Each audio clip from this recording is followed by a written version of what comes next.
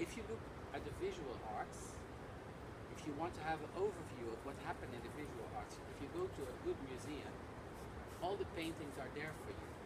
You don't even have to like them, but they are there for you. You can see Andy Warhol and you can see a Mark Rothko. You can see a Willem de Kooning and you can see a Jackson Pollock. They have to be there because they're part of the canon. In the dance, it seems to be differently. If there's not an audience for the dance piece, we don't do it.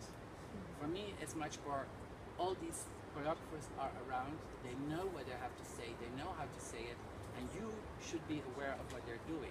You can like it or not, but this is what they're doing. One of these people is Deborah Hay, and I'm very happy that we are bringing her. I think what you're going to see, Figure a C, is an invitation. The title is actually an invitation to you. Figure a C is something like imagine a scene, create a scene, make your own scene. And what she wants is that you are part of the choreography in using all the possibilities the dancers are using with space and time to create your own sea of possibilities. And I like to compare it a lot with the paintings of Jackson Pollock. I don't know if you're familiar with them. With a painting of Jackson Pollock, you can have the feeling, I want to focus in on every single dripping there and follow that, what it is doing in the painting. But you can also take distance and look at the total. And this zooming in, zooming out is possible in this piece. You will have to create your own score into the piece.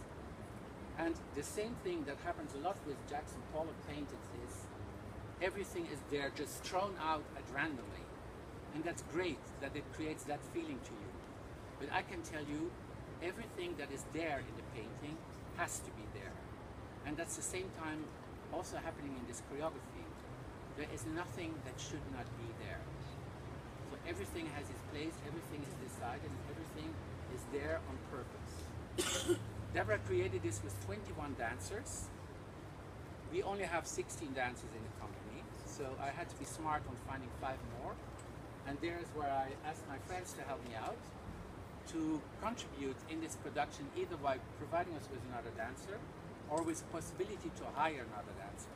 Roberto was also very generous, and there is one dancer, Paolo, from Italy in this piece, dancing with Deborah Hay. There is a dancer from the United States, there was a dancer from Germany, a dancer from Stockholm. So we created also possibilities for freelance dancers to work inside the company, which is great for both sides, for the freelance dancer and for the company. And what I also really admire in this piece is that it creates a poetry that is so subtle, like a summer evening when the sun goes down and there is a little breeze. You can feel it or you can just not feel it. But it's also up to you to open up your senses to get it in. And then something else happened that was very beautiful. When I asked Deborah Hay to make this piece, and we were discussing music, Deborah doesn't work so much with music. But in that particular meeting, she said to me, I don't know if this makes sense, but I'm having dinner with Laurie Anderson tonight. And then I said, give me the number. And then we met Laurie Anderson the next day, and she was really willing to work with Deborah.